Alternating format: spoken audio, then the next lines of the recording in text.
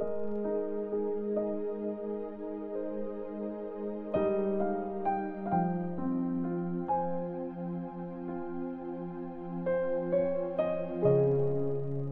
chapter 3.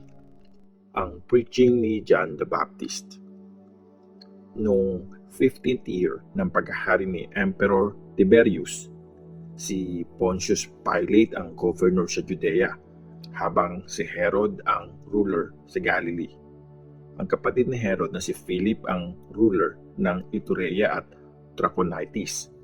Si Lysanias naman ang ruler sa Abilene. At sina Anas at Caiaphas naman ang mga high priest. Nung nasa desert si John, yung anak ni Zechariah, kinausap siya ng Diyos. So, nilibot ni John ang buong teritoryo ng Jordan River para mag-preach. Sabi niya, magsisi kayo at talikuran ang mga kasalanan nyo at magpabaptize para patawarin kayo ng Diyos.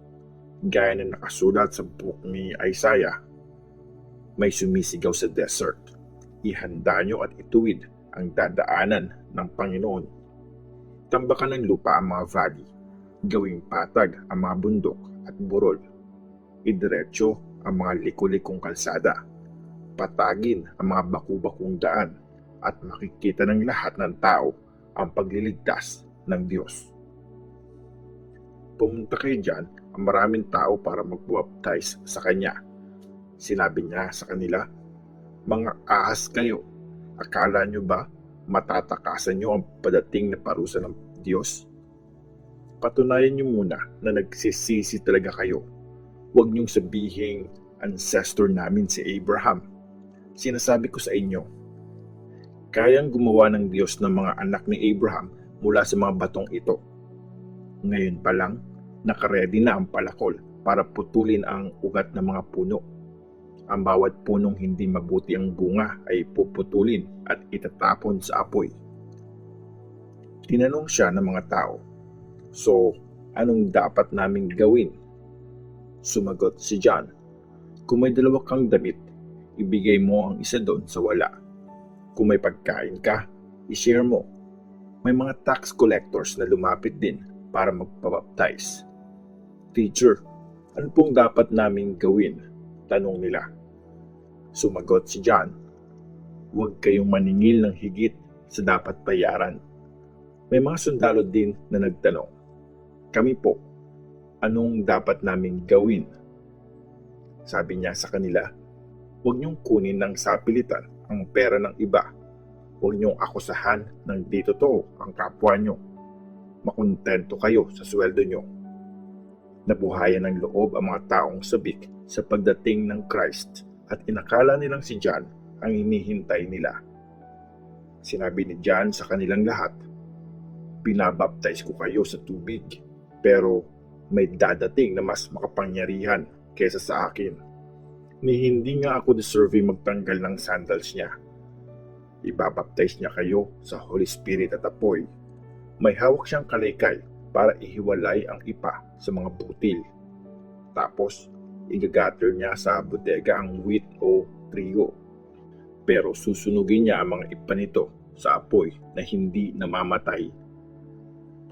Pinreach ni John ang magandang balita sa mga tao sa iba't ibang paraan. Pero sinaway ni John si Herod na ruler ng Galilee.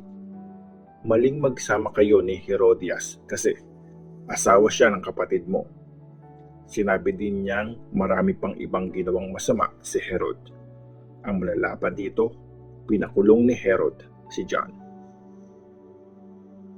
Ang baptism ni Jesus. Nang mabaptize na ni John ang lahat ng mga tao, nagpabaptize din si Jesus. Bumukas ang langit habang nagpe-pray si Jesus at bumaba sa kanya ang Holy Spirit sa anyo ng isang kalapati at may boses na narinig galing sa langit. Ikaw ang minamahal kong anak na nagpapasaya sa akin. Ang mga ancestors ni Jesus.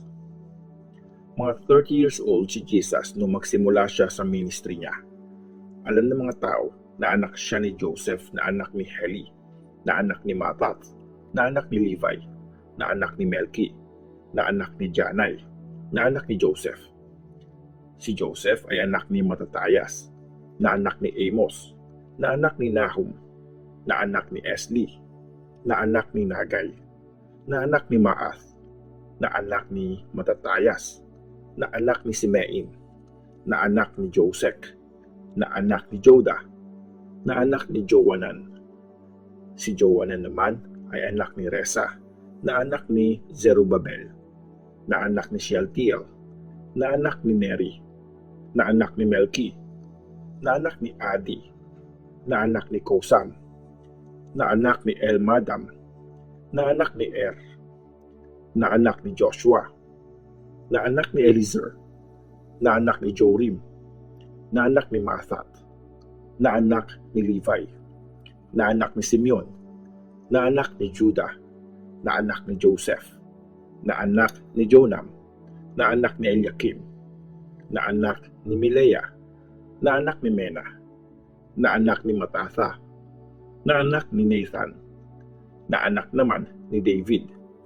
Si David ay anak ni Jess, na anak ni Obed, na anak ni Boaz, na anak ni Salmon, na anak ni Nashon, anak ni Aminadab, na anak ni Admin, anak ni Arni, anak ni Hezron, na anak ni Perez, na anak ni Judah, na anak ni Jacob, na anak ni Isaac, na anak ni Abraham, na anak ni Terah, na anak ni Nahor, na anak ni Serug, na anak ni Reu, anak ni Peleg, anak ni Eber, na anak ni Shelah, na anak ni Kainan, na anak ni Arpaksad, na anak ni Shem, na anak ni Noah, na anak ni Lamek, na anak ni Metushilah, na anak ni Enoch, na anak ni Jared, anak ni Mahalalel,